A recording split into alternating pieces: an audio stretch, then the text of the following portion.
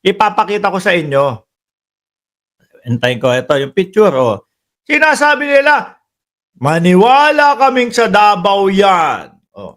Tingin nyo si Andrew E., sisirain niya yung pangalan niya para mag-post na eto, ganito kadami ang umattend sa Davao. Oh, tingin nyo sisirain ni Andrew E. ang kanyang pangalan? Dehinso, mga boss, no?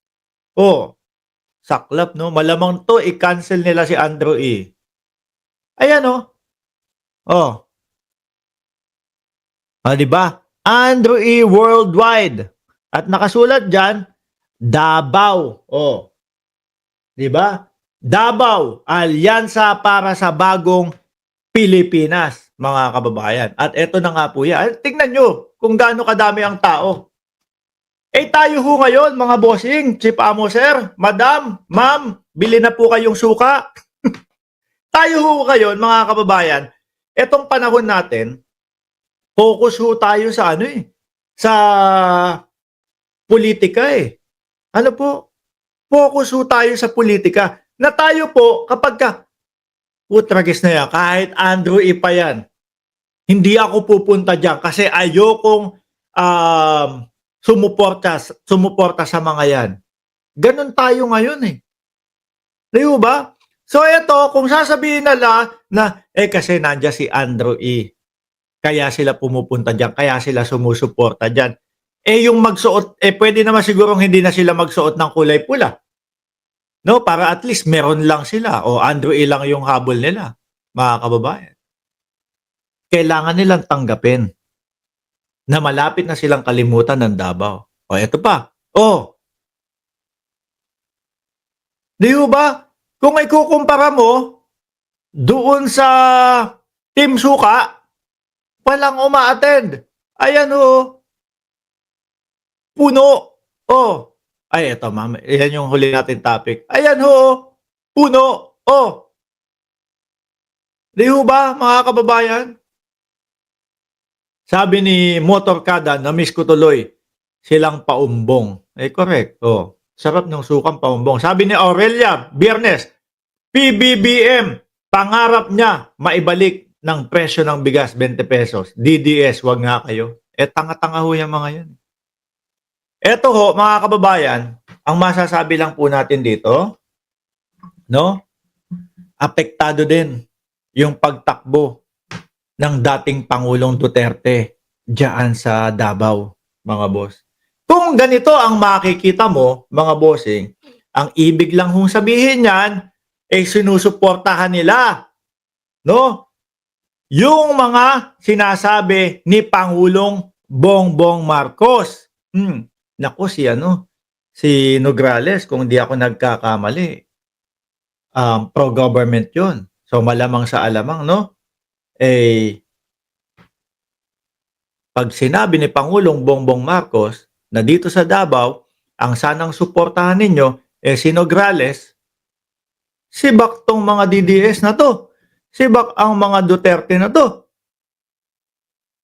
Ano po, mga bossing? Ito lang po yung patunay, mga boss, na na naniniwala sila sa pangkasalukuyang gobyerno, mga kababayan. Na malapit na po na maubos yung mga DDS. Yan, ganyan lang po. Totohanan, mga boss. Doon na nga lang po sa mga mautog nila wala nang pumupunta. Wala na pong naniniwala. Putik na yan.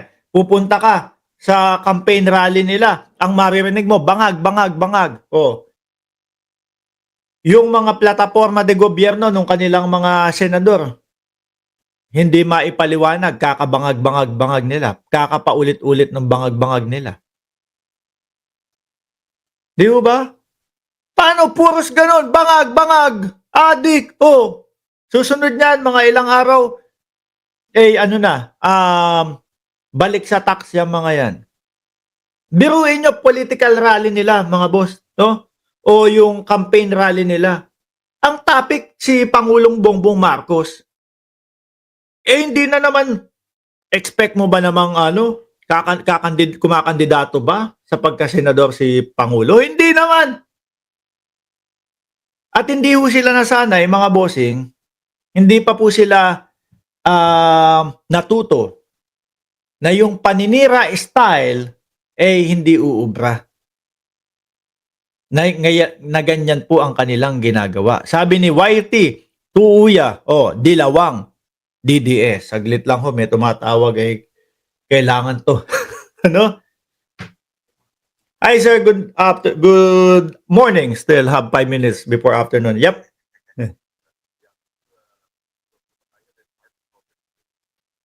Okay. Yeah, sure. I have Matthew at 1 o'clock. So, yeah, come at 2 and then we'll stop at 3 o'clock, okay? All right. All right, sir. See you there. Okay, thanks, bye.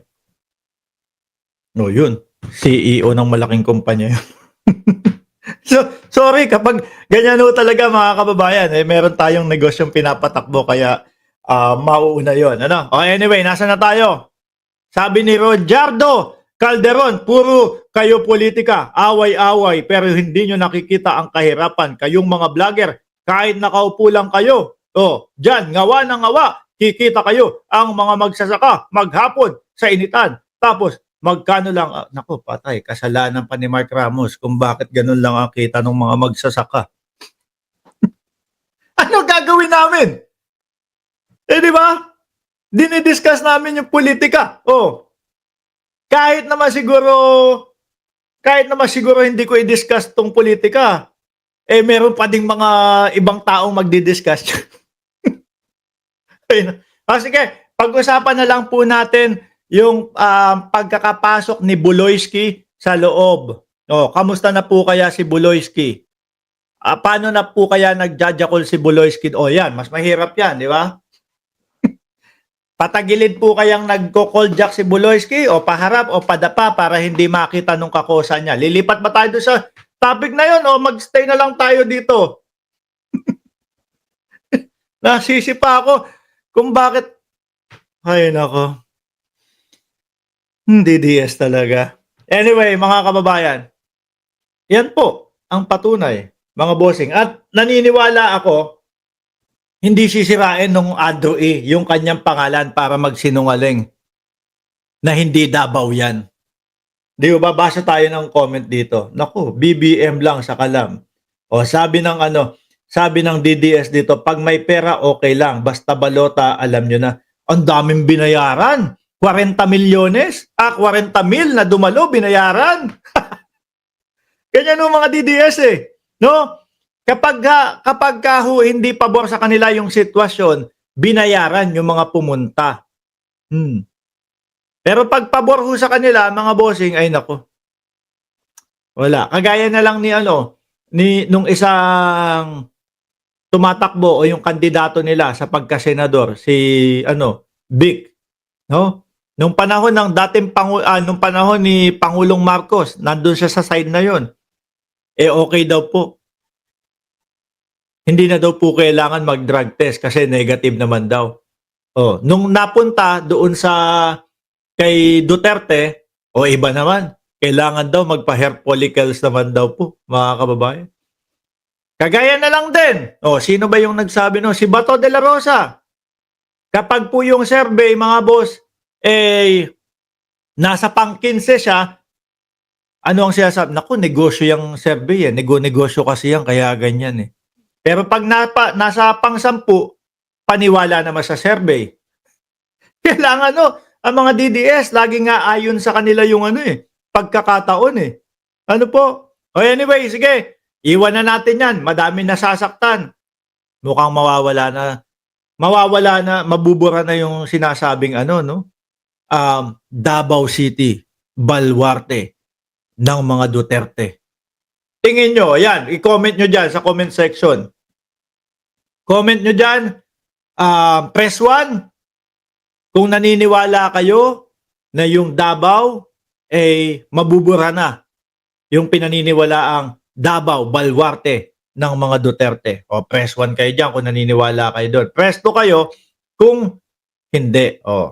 Sabi ni Ginger Cat, hindi na balwarte ni Mang Kanor. Konti na lang ho yan, mga boss. Tapos, idagdag mo pa yung mga sinabi ni General Torre na ano daw ho, ano sabi niya? Na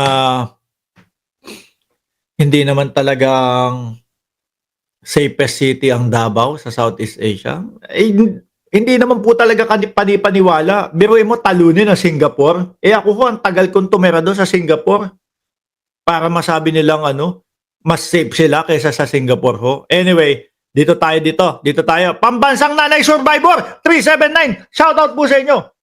Baka mapagalitan ako niya pagka hindi ko na i-shoutout yan. At Florence Yusupova, shoutout sa inyo.